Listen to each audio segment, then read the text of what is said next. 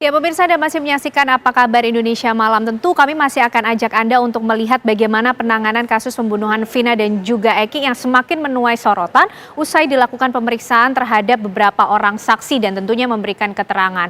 Lantas akankah kesaksian dari saksi-saksi yang sudah diperiksa termasuk dari nama Liga Akbar yang kemudian ini ramai menjadi perbincangan, ini bisa menguak fakta yang selama ini belum diketahui sebelumnya, dan bagaimana pula hukum kemudian bisa menimbang apa yang kemudian sudah disampaikan oleh saksi-saksi ini dalam menentukan bagaimana nasib dari Peggy Setiawan. Kita akan membahasnya bersama dengan pakar hukum pidana. Sudah hadir bersama kami di sini malam hari ini ada Prof. Suparji. Selamat malam Prof, sehat? Malam, alhamdulillah. Terima kasih Prof sudah hadir malam hari ini. Prof, tentu kita sudah mengumpulkan sejumlah data tentunya dalam kasus pembunuhan Vina dan Eki ini. Kita sudah mengumpulkan bagaimana kemudian babak baru dari drama, ya kita katakan, karena maka tidak bisa dikategorikan sebagai seorang korelasi dan signifikasi seorang dari Peggy Setiawan.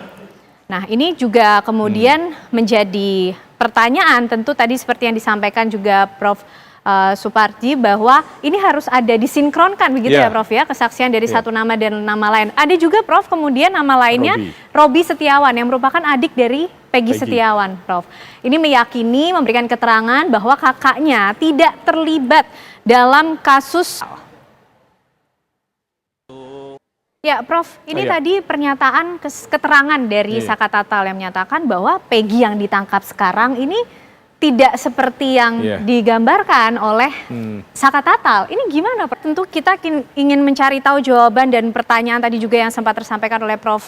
Suparji tentang bagaimana kemudian landasan mencabut BAP ini ya, ataupun juga mengambil beberapa poin dari BAP sebelumnya. Liga Akbar Cahyana ini pemirsa seorang saksi kunci yang kemudian menjadi saksi dalam kasus pembunuhan Vina dan juga Eki, dan kesaksiannya ini cukup menimbulkan sejumlah pertanyaan termasuk sikapnya dalam mencabut beberapa poin dalam BAP yang sudah dibuat pada 8 tahun silam atau pada tahun 2016. Tentu kita masih akan bahas ini secara lebih lengkap ya Prof, karena menarik sekali untuk melihat poin per poin dari apa yang disampaikan Gaga. Usai jeda pemirsa, Apa Kabar Indonesia Malam kembali untuk Anda.